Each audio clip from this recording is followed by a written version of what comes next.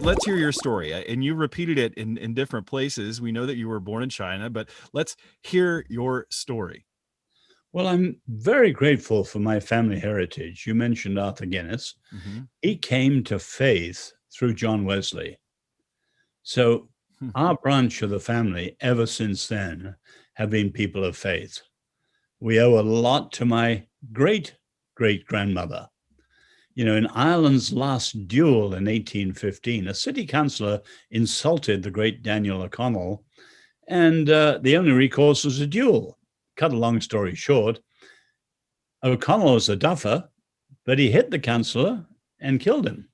Mm. And the young widow, who was 22 with children, was left penniless in a huge scandal, went over to Scotland thinking of committing suicide, but heard a ploughman singing and whistling hymns and was rebuked, decided to change her mind, went back to Dublin, and she met and married my great-great-grandfather. Mm. Now, their son, here's the important point, though. Every day, the family journal shows us, she prayed for 10 or 12 generations of us. Mm. I pray every day for my son's grandchildren. He's single. She prayed for 10. And stretching down from our family has kept the faith, almost without an exception in the generations since her great prayers. So, Diderot's famous remark that if you summarize the Enlightenment in one word, it would be reason.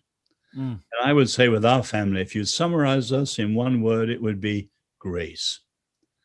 So her son, my great-grandfather, was the leading preacher in the Irish revival in 1859. And we have newspaper accounts of his preaching to 20 or 30,000, no microphone, standing on the top of a carriage, and the Spirit would fall. And the police records show that in the north of Ireland, of course, Ireland wasn't separated politically in those days, in that part of Ireland in the north, there was only one recorded crime in the year after the revival. So ethically profound was it, as well as spiritually. Now, their son, my grandfather, went to China.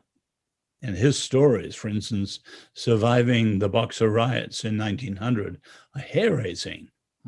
Both my parents were born in China, and I was born in China. And with my parents and my two brothers, we lived in north-central China, and we were caught between the Japanese, who'd killed 17 million in the invasion, and then the Communist Army on another side, and the Nationalist Army on the third side.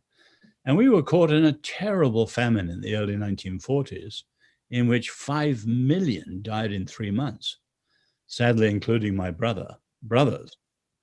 So I grew up with incredible death and destruction and famine and cannibalism and all sorts of things all around me.